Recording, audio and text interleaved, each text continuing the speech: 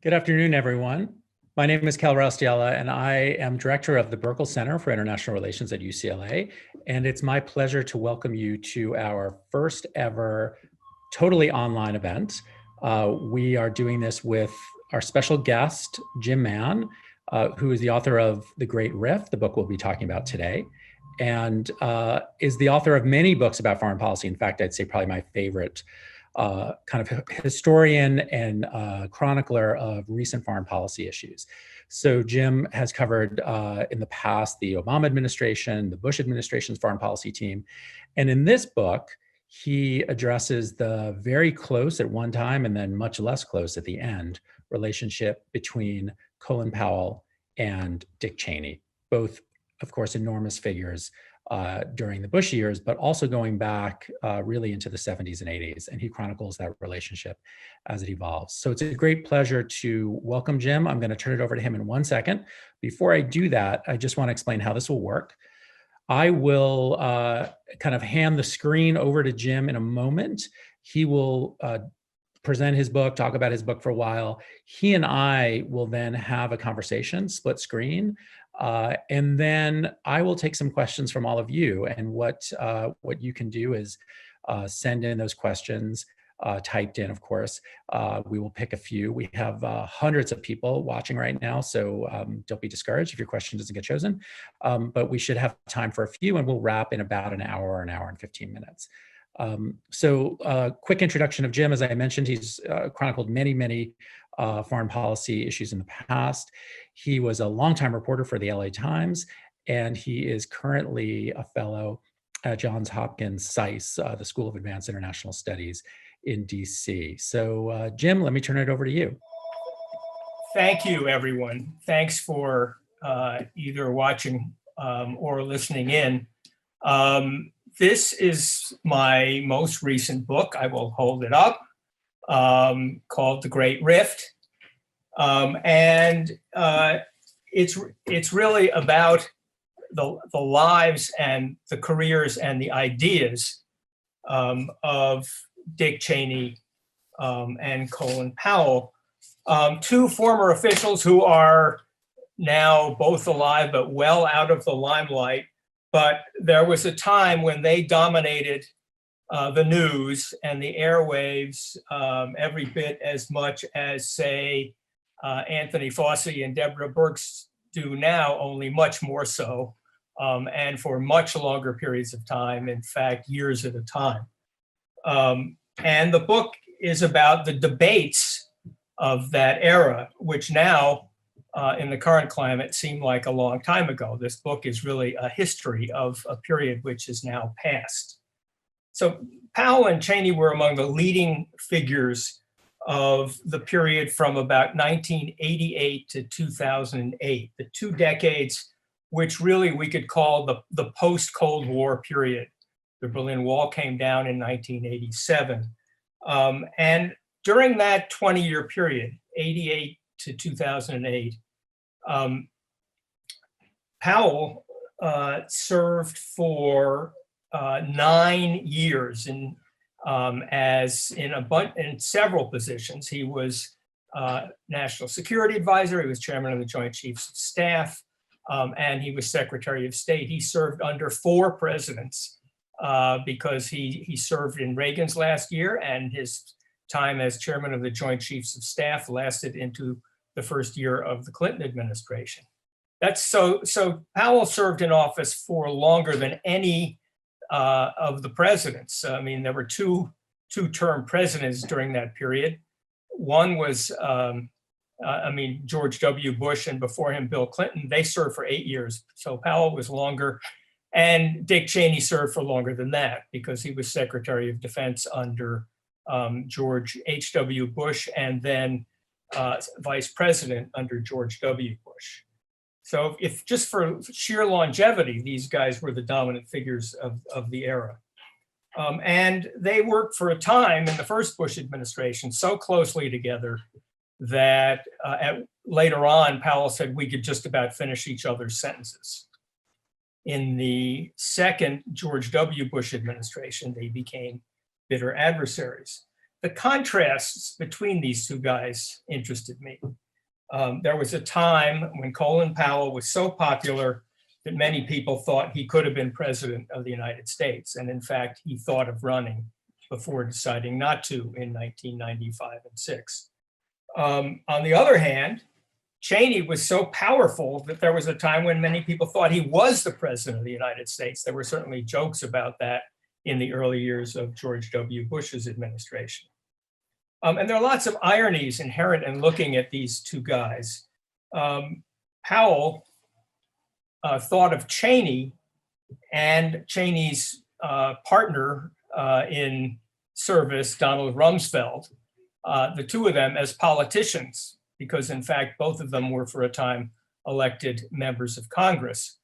And yet it was Powell who was the charismatic figure who was great with crowds, the way you think a politician should be. In reverse, Cheney thought of Powell as more politician than policymaker. And it's hard to believe now, but during this period, everybody, this post-Cold War period, everyone shared an assumption that no longer seems so obvious, that the United States was without challenge the leader of the world. And the debate was really over how the United States should exercise that power. Should it seek to maintain the status quo that it held at the end of the Cold War, or should it seek to try and reorder existing arrangements in places like the Middle East? Should the United States continue to work in tandem with its Cold War allies, or should it operate mostly on its own? And overall today, we're living with the consequences of the choices that were made during that period up to and including the war in Iraq. Now, the book starts much earlier in the Vietnam era, which was a formative experience in different ways for each of these two guys. For Powell served in the military. He served 2 tours in Vietnam. He was injured at one of them. And he came away from that period with a deep mistrust of Washington's willingness and the decision-making in fighting that war. He came away with bitter denunciations of what he called the slide rule bureaucrats in Washington, and the translation for slide rule bureaucrats usually meant Secretary of Defense Robert McNamara, the leading figure in Washington in prosecuting that war. Cheney, for Cheney, Vietnam was also a formative experience, but in a different way. Cheney was not in the military. He didn't fight. As he once said, he had other priorities during that period. But he was a rising young official, really an assistant to Donald Rumsfeld in the Nixon and then the Gerald Ford administrations. And it was during the Ford administration that, in reaction to Vietnam, Congress began passing a series of restrictions on the powers of the presidency. Most famously, it passed the War Powers Act, but there were a whole bunch of more specific measures saying what the United States could or could not do in places around the world, whether it was Southeast Asia or Angola. And Cheney was serving in the White House during that period. He eventually became White House Chief of Staff. And so what he took from this Vietnam era was that Congress was intruding too much on the powers of the executive, and that it would be optimal to reverse these trends. And he spent much of his career in trying to loosen and oppose congressional restrictions on the powers of the president. So these two guys form something of a partnership starting in the mid-'80s. At that point, Cheney has been elected to Congress. He served for several years, and he's emerging as a leading foreign policy and intelligence expert within the Congress. Powell is in the military. They actually meet when there's a congressional delegation to Germany, where Powell is a commander, and the two guys meet for the first time. But then, shortly after Powell serves in Germany, he's asked to become the deputy White House chief of staff. There's a staff shakeup in the Reagan administration, and Frank Carlucci is named national security advisor. And Powell, I said deputy chief of staff, but he became the deputy national security advisor under Carlucci. And he begins to deal with Congress, and he finds that the go-to guy for him to deal with when he needs things, he needs money, there's a secret intelligence program he needs funding for, a bunch of other things. Anybody in the White House knows he would like to have some go-to people in Congress. Cheney was Powell's go-to guy. And they form a friendship, and I document in the book, because I found their correspondence, the little notes back and forth. When Cheney is sick, Powell writes him a note. Cheney writes Powell notes, good luck, as he's leaving the Reagan administration. They become, in Powell's description, buddies. And their things stand. They go about their business in the earliest days of the George H.W. Bush administration, until Cheney becomes defense secretary and brings in his choice, Colin Powell, to be the chairman of the Joint Chiefs of Staff. And during that period, through the George H.W. Bush administration, they form something of a partnership. They have disagreements, but they continue to work very closely with each other. They fight two military conflicts together, one in Panama, and then the Gulf War, at the time by far the biggest war the United States had carried out since Vietnam. They, after the victory in the Gulf War, they ride up Broadway together in New York in a victory parade. They are mentioned together as possible candidates for president.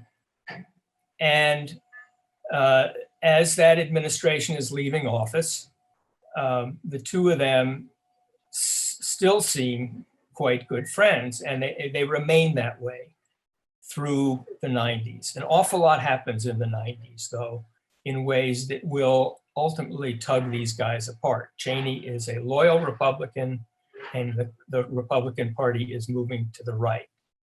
And the United States is finding that sometimes it's kind of a pain in the neck to work with its allies the way it had in the Cold War. I mean, there are disputes over what to do in Bosnia and in the Balkans in general.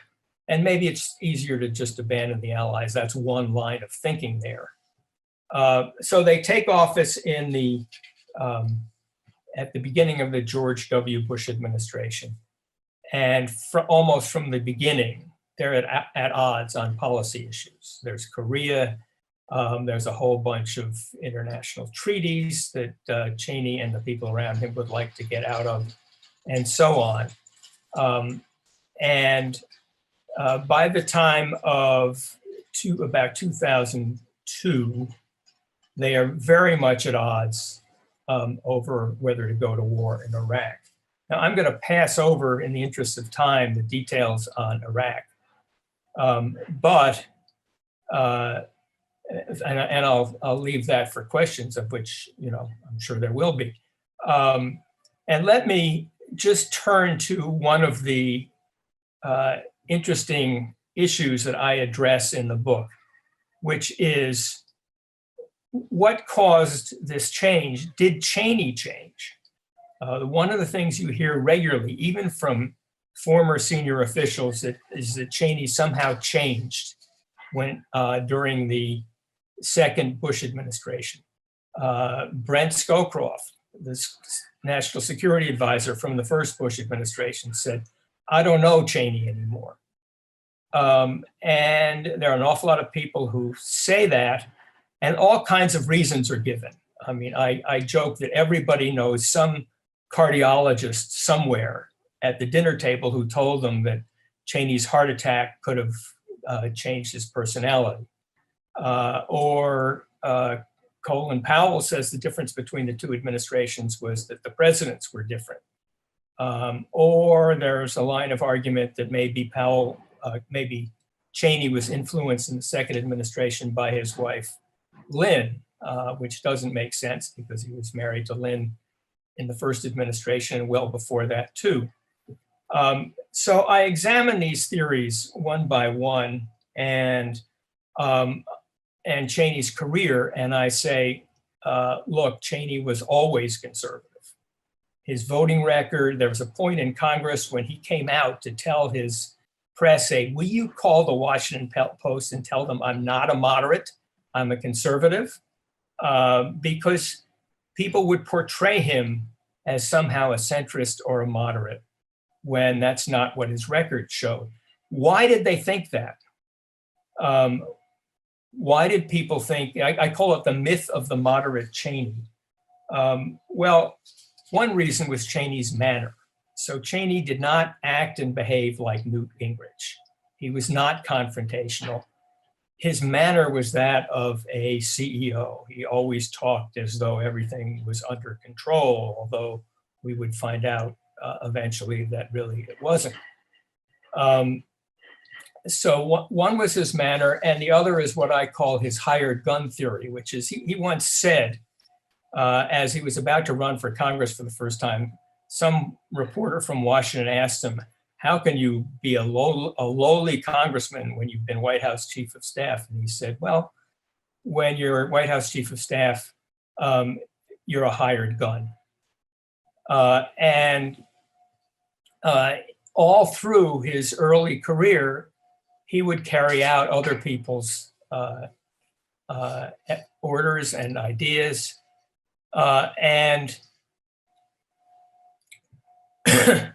Eventually, he got to be vice president in a role where he was actually encouraged to advise the new president who had less experience than him. So he eventually, what changed about Cheney was his rank. He eventually rose to a position where he didn't have to worry about being a hired gun anymore. And at that point, I'm going to hold up. I think I've used up my time and just say that it turned out the distinctive characteristic about Cheney was that amid all his certainties, he conveyed this air of certainty. It turned out that he was wrong on some very big things about American power, about what the United States could do and how other countries would react to it. And that turned out to be the distinctive characteristic of Dick Cheney. And so let me hold up there and I welcome your questions now. Okay, well, thanks, Jim. That was great. Great overview, great start. Let me ask a couple of questions to begin. I've read the book. I really enjoyed it. It's sort of interesting to read a history of something that I lived through, and I'm sure a lot of the viewers lived through, or at least lived through parts of it, and to kind of dig down into things that you remember in a certain way, but now you see in a different light. So I really applaud you for the good work on the book.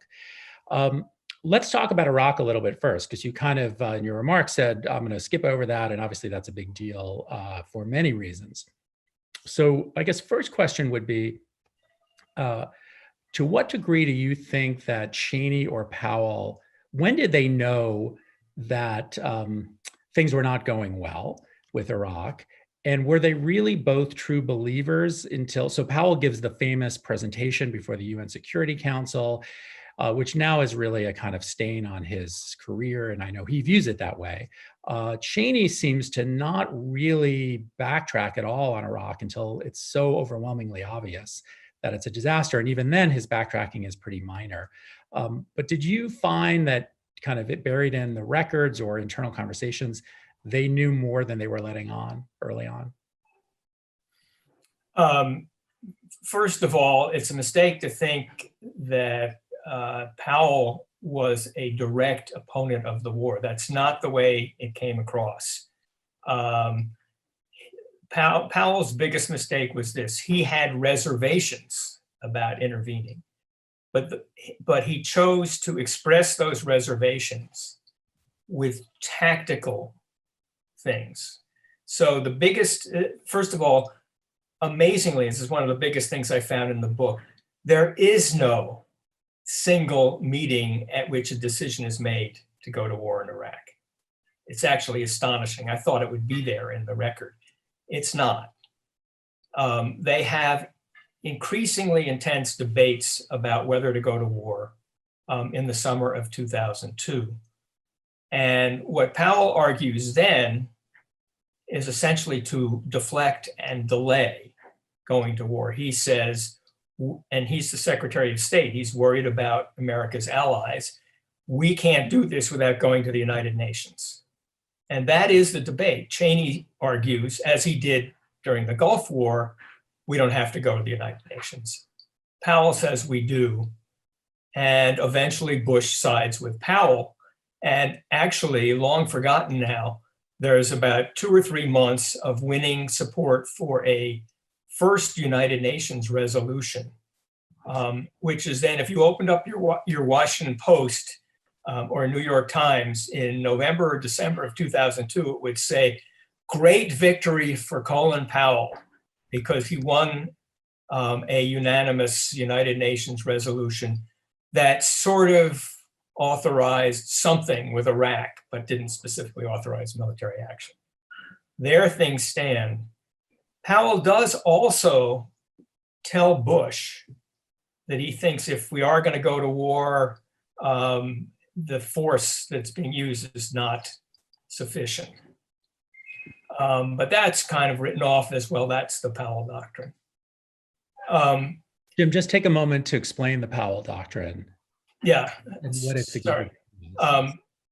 What's called the Powell Doctrine actually originated with Ronald Reagan's defense secretary, Caspar Weinberger, and then embraced by Powell, was you do not go to war,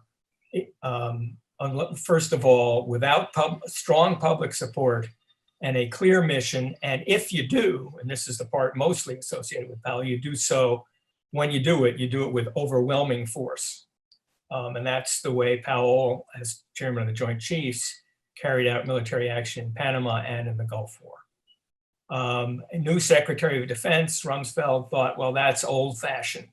You know, we can do this with lighter, faster forces. That turned out to be not such a good idea. Was that, Jim, sorry to keep interrupting. Yeah. This stuff is always so interesting. And yeah. Was Rumsfeld, so I've met Rumsfeld, and he's an impressive person in some ways who made colossal mistakes in other ways.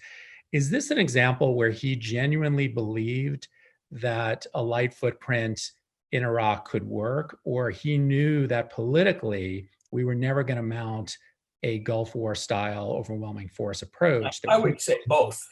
Both. Yeah. Let me come to the UN resolution for which Powell is now rightly closely identified. At the end of 2002, it's clear the United States is headed for war, because during Powell's mistake about going to the UN, and that would be the resolution of this, is that during the time that the UN is dealing with this in the fall of 2002, America's troops are rolling into the Middle East by the tens of thousands. So they're sitting there. Bush is ready to go to war, and he asks the CIA first, draw me up the case for war. How am I going to explain this? It's a little bit, I know it sounds crazy to say, okay, we're ready to go to war, now we have to figure out why we're doing it, but that's really what happened. And he gets memos from Cheney's staff and a couple of other people, and they include all kinds of other things. Cheney was a believer in the idea that Iraq was linked to terrorism. So there's a memo with a whole bunch of different reasons. And then separately, Bush assigns the job of explaining this to the UN to Powell. And Powell says, first of all, I'm not going to take this memo from the Cheney staff. I'm going to draw up my own speech. And he goes out to the CIA and he goes over the evidence because he doesn't want this Cheney stuff. He's going to take what the CIA gives him. And he does. The speech that he gives has as its basic blueprint material from the CIA about Iraq's possession of weapons of mass destruction. The problem was Powell had focused so much on getting rid of the Cheney staff material that he hadn't really scrutinized the CIA's material well enough. And at the end of all this, down the road, he ends up angry at the CIA for misleading him. So to come to your question about once the invasion started,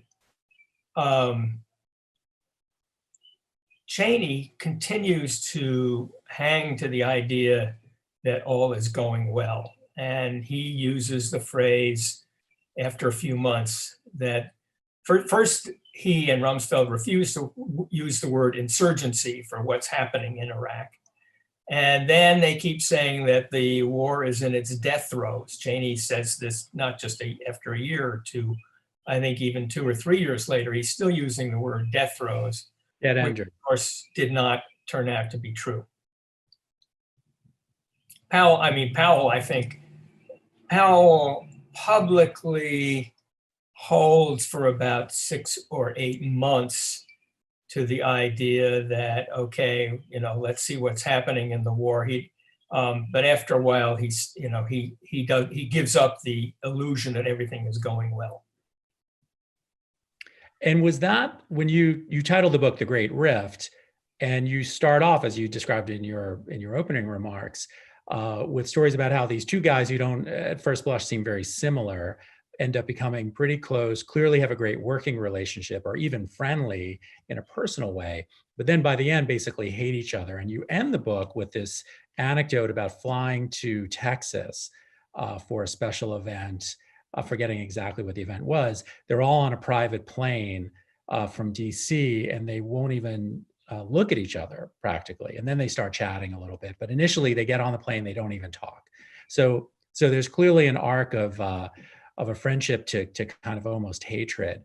Was the Iraq War the signal feature that led to that, or did it start earlier, or kind of flesh that arc out a little bit? Well, first of all, the event you mentioned was in 2011, and it was the 20th anniversary of the Gulf War, where they were successful partners, generally speaking. They'd gotten along well. And the George H.W. Bush Library and Texas A&M decided to have an anniversary event and invited many of the participants. And at first, they couldn't get Powell and Cheney to appear together on the same stage. They didn't want to. They agreed, and when there was a plane charter to take them down from Washington, yes, that's right, the atmosphere was described by participants as just incredibly chilly. Ryan Crocker, who was then heading the library, says that it was hard to get the two guys even, to look at each other. When did that start? Well, I've described how Cheney's style was not like Newt Gingrich. In style, he was not confrontational, or he tended to shirk from just pointless screaming. He would tell you, he was obviously, he's a very tough guy. He'd tell you he disagreed, but he was not a Gingrich screamer. So he wasn't confrontational. And Powell's style was very much as that of an insider. Just even though he was so good with crowds, he was really had come up through the ranks as an insider. So they never really confronted each other. I have an amazing quote from Colin Powell, a wonderful double negative. He kind of was musing about it. He said, well, we were never not friends. meaning in dealing with each other. It wasn't, I hate you and I hate you. Sorry, Jim, go ahead. can you repeat that? You froze for a moment. You have a wonderful quote and then you froze. Yeah, there's a wonderful quote that I have from an interview with Powell where he thought about it and said, well, we were never not friends, meaning they never really had it out directly to one another, one-on-one. When did it start? It started with the earliest days of the George W. Bush administration, well before September 11th. They were at odds over several issues. Again, Powell was the Secretary of State and was eager to work in concert with allies. There was a controversy over global warming and the Kyoto Accords where Cheney wanted the US out, and managed to pull one of these maneuvers where he got Bush to sign something before Powell ever saw it. So it was like that. It was over policies. If you talk about the personal level, on the personal side, just to show you that when the administration was taking office, they were still friends. During the transition of 2000, after Bush had been elected or declared the winner by the Supreme Court, there's a Thanksgiving. Cheney has a heart attack and is in the hospital, and it's going to last through Thanksgiving. So he can't have Thanksgiving dinner at home with his family. And that Thanksgiving dinner is brought to the hospital by Alma Powell, Colin Powell's wife. So their efforts at close personal relations, the disagreements were really over how the United States should deal with the world. But they definitely got to the point where they were ugly. Let me ask you about Cheney's motivations, because in some ways he's certainly more of a cipher than Powell. Powell, people always wonder, as you alluded to, why did he not run for president when he had a chance and he was incredibly popular and probably could have done well, though he didn't have experience as a politician directly. Cheney does end up being a politician. He actually gets elected at various times, Congress, he's vice president. But Cheney, has this enduring fascination for a lot of people because he's so dark. And what is he really all about? What's really motivating him? And one of the things that you discuss, which I've seen elsewhere, is Cheney was really fixated on regaining the power of the presidency that he felt post-Vietnam had been taken away by Congress, seized by Congress, and that the presidency needed to be put back in its rightful place at the center of American politics. And that seems to be a kind of guiding principle for him. So I guess two questions flow from that. Why does he think that presidential power is so important? So many of the policy disputes with Powell are often about kind of unilateralism in the global dimension, but also about the president being able to decide everything. But in addition, how has, you allude to this a bit in the book, but how has Cheney reacted to Trump? So now we have a president who, in some ways, supports a lot of things that Cheney liked, in other ways is totally unhinged in a way that Cheney does not like, or I assume Cheney does not support past Cheney positions. So if you could kind of address both of those things, where does Cheney's fascination with executive power come from? And then what's his view on Trump? How has he articulated that? Well, I'll start with one other thing. You talk about Cheney's motivations, and I'm sure many of the people watching this have seen the movie Veep. And Vice. But excuse me. Yeah. Veep is excellent, but Veep is something else. Yeah. In Vice, you see a Cheney, all he cares about is power. He and Rumsfeld, all they care about is power. And I thought that was dead wrong, because it leaves out Cheney's beliefs. There's a scene at the beginning of the movie where it's him and Rumsfeld, and what do we care about? It doesn't matter. I think underlying Cheney is a lot of convictions about American power, that the United States is and should be the most powerful nation on earth, that we should build up our military power. Cheney's actual written blueprint was the United States, which was issued at the end of the Gulf War.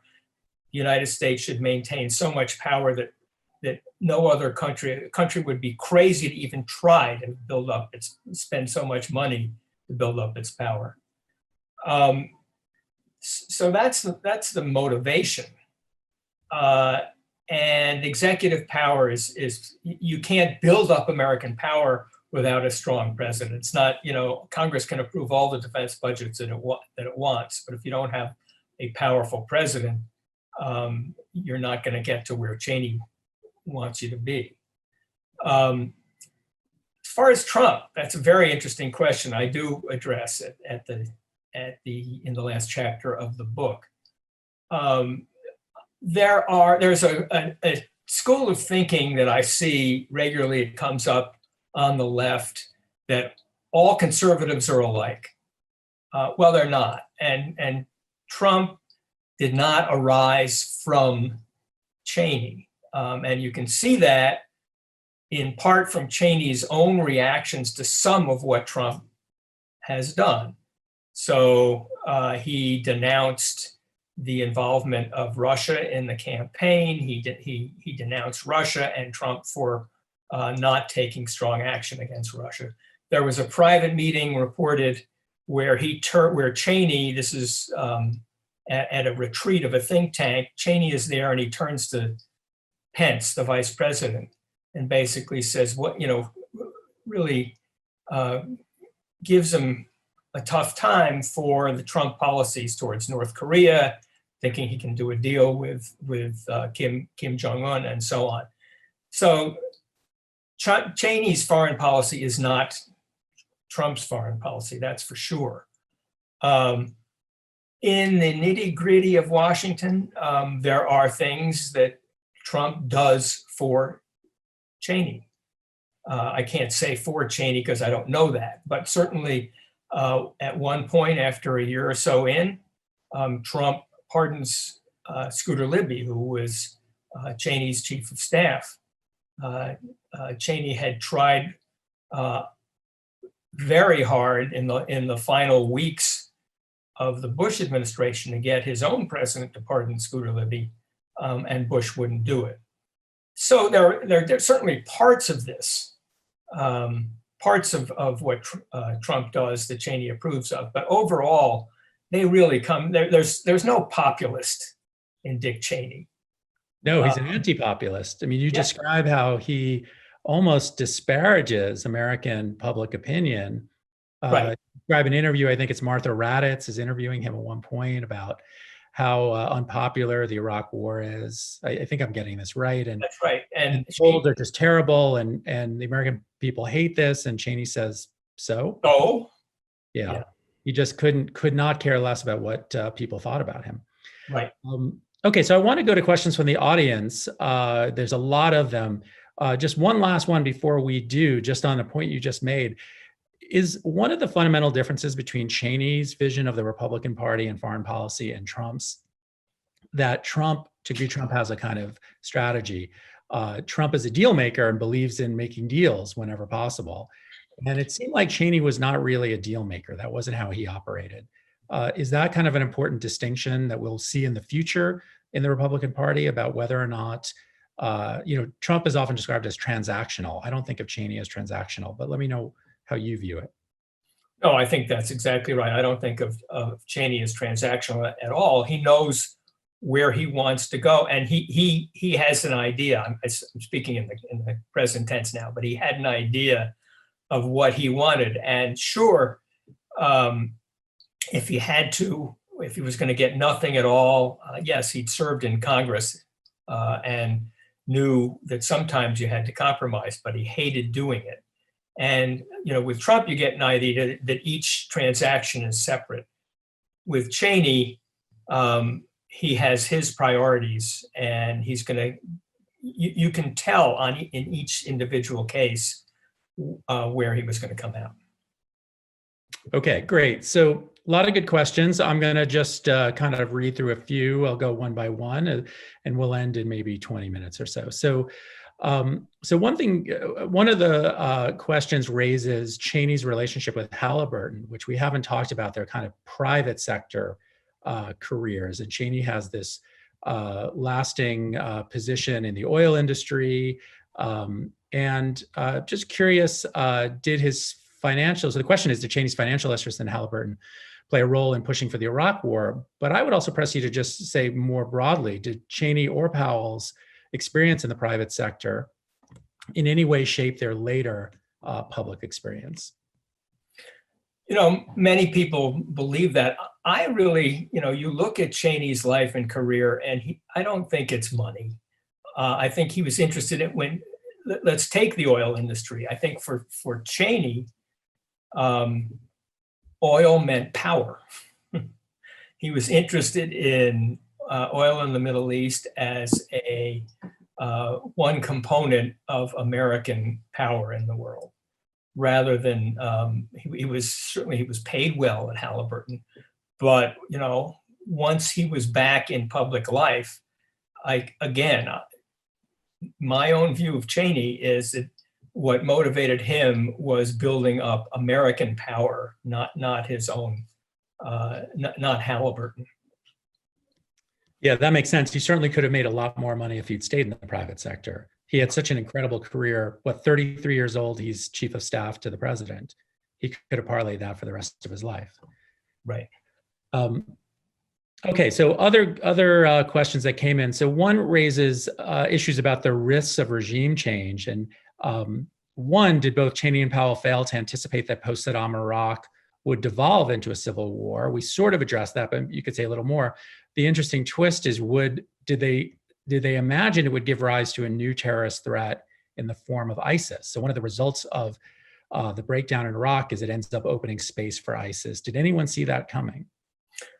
Not specifically on ISIS, no. I would say on this one, I would give some credit of foresight in a vague way to Powell, who did tell Bush famously, when he called it the Pottery Barn rule, right? If you break it, you own it, meaning Iraq could fall apart, and if so, it's going to be up to us to fix it. But did Powell actually call it the Pottery Barn rule, or was that something that got labeled later? I think it was a combination of. I think Powell did refer to it. I'm not sure on that.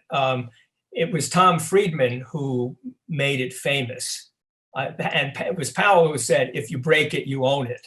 I think Tom Friedman turned that into the Pottery Barn rule. Good advice. Okay, next question. In your opinion, what are the lasting legacies of Cheney, Powell, and their relationship in the contemporary Republican Party? So, Trump, whether he wins in November or not, is eventually going away, and hopefully sooner rather than later, but he is eventually going to go away, and there's going to be a Republican Party left. And it is interesting to think about what that might look like. So do you see any, there's sort of two wings in your book, two strands, Powell versus Cheney. The Powell strand seems more or less dead, but Trump is definitely not the Cheney strand either. So what do you foresee for the next president who comes from the Let me back up on the Republicans, because if you go back to the Republicans in the Reagan era, Reagan had put together a coalition of three different groups, which had never been put together before. One was economic conservatives. One was evangelicals, who until Reagan had been supporting basically Southern Democrats. And the third was hawks, who were unhappy with Jimmy Carter. And Reagan brings them all together. All three groups have problems with George H.W. Bush, and the younger Bush puts them back together. And Cheney certainly represents and reflects the views of especially the hawks, and also to some extent the economic conservatives. And yes, they're still there, but as we've talked about with Trump is no conventional hawk. He's sometimes described as a Jacksonian, which is, okay, if we are going to be in military action, we should go all out, but avoid it if possible.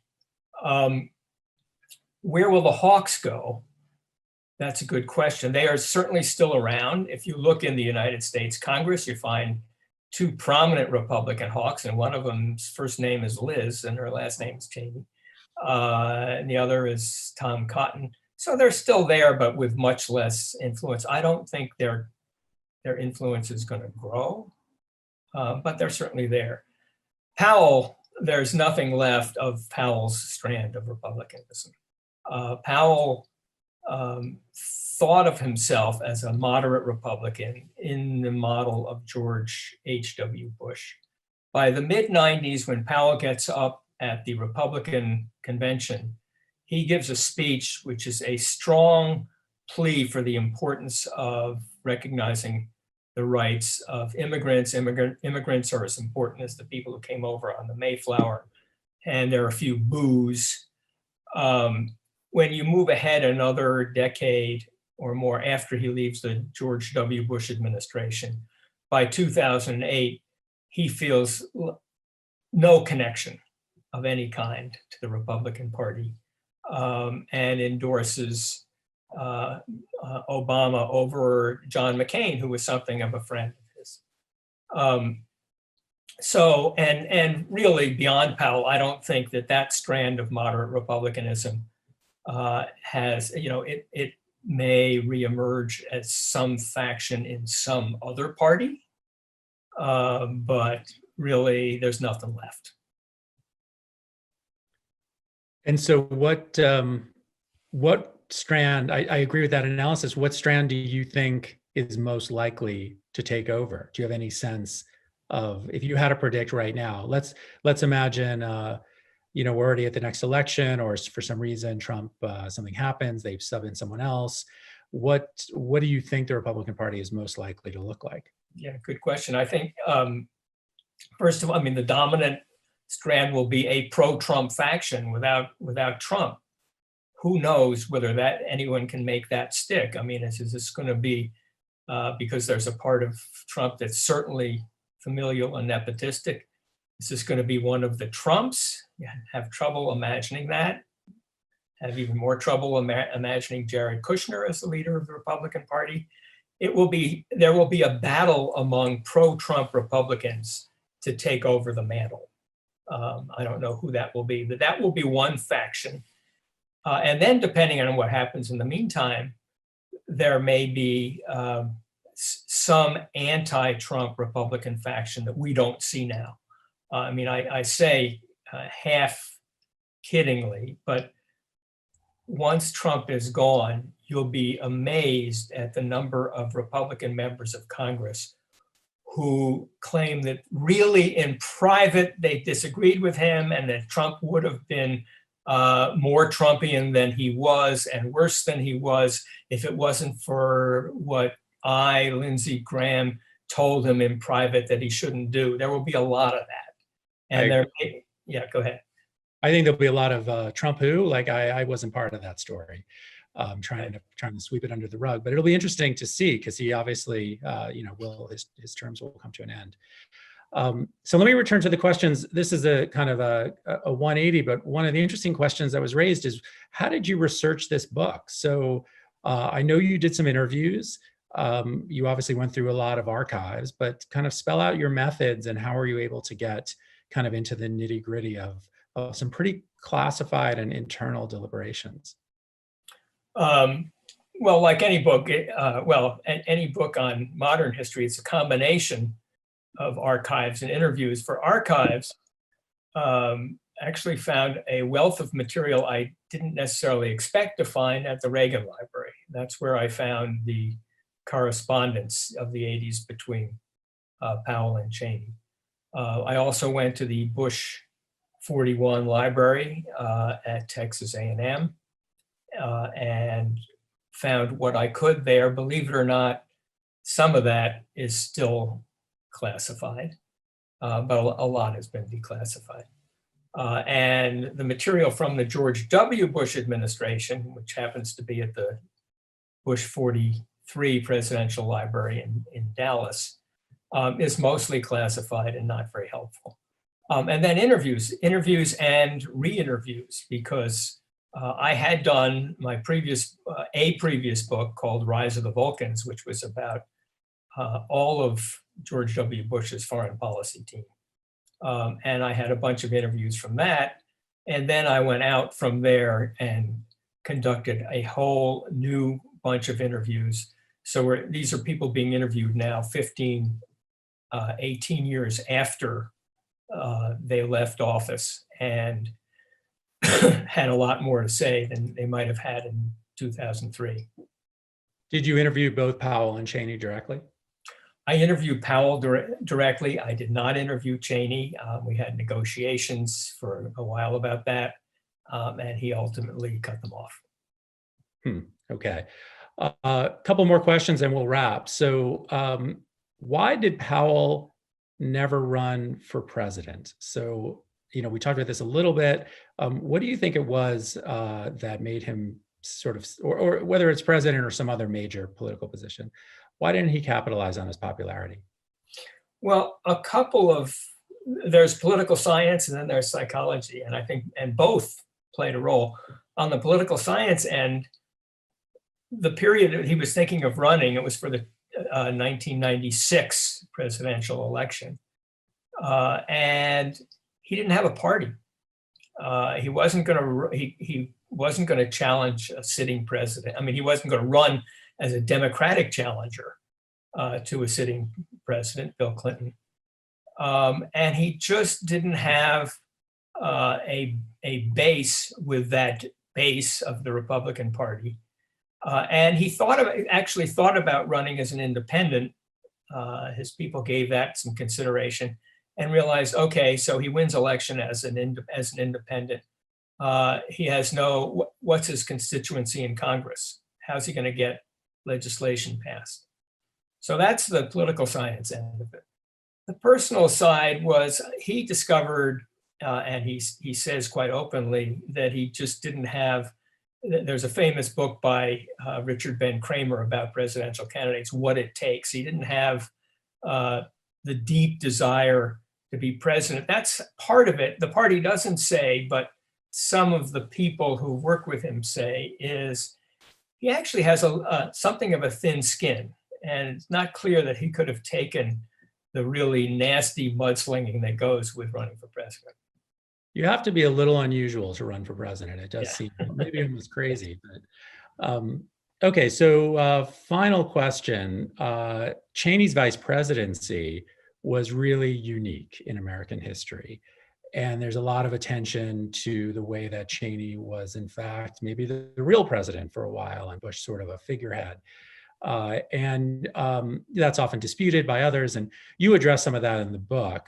So I'll sort of leave that part to the book, but how did Cheney affect the institution of the vice presidency? And maybe I'll add a little addendum, which is how did he change the foreign policy process along the way, the role of the vice president in that? But did he change it in any meaningful way, or was he sort of a one-off?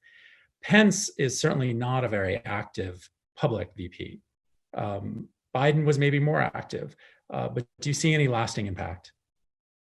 Of Cheney's? Well, it's funny. I say that Powell's role as chairman of the Joint Chiefs was a one-off because he was the most powerful chairman there's ever been, and no defense secretary is going to allow a chairman of the Joint Chiefs to be as powerful as Powell was.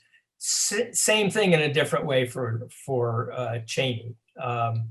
There has not been, with all due respect to either Vice President Gore or Biden, there has not been, or Pence, there's not been a vice president nearly as powerful as Cheney was. It arose out of the specific circumstances. The fact that you had a Republican governor who had not served in Washington before, and so on. And I'm not sure that there will be a future vice president with the kind of power that Cheney wielded, certainly in that first term. Cheney had thought about it as well. He had thought about the role of vice president. They he and Rumsfeld thought about it when Nelson Rockefeller was vice president. So this goes back a long way. And I don't think there will be a successor like Cheney. All right. Well, Jim, thank you so much for coming on, talking about your book. I really recommend it. Can you hold it up one more time so people can see the cover? Available in your local bookstore, but until then, also on Amazon. Yes. Yes. So thank you, Jim. Thank you, everyone, for watching. We expect to do more of these going forward, and hopefully, as soon as we can, we will be back to doing live events as well. So everyone have a great afternoon, and take care.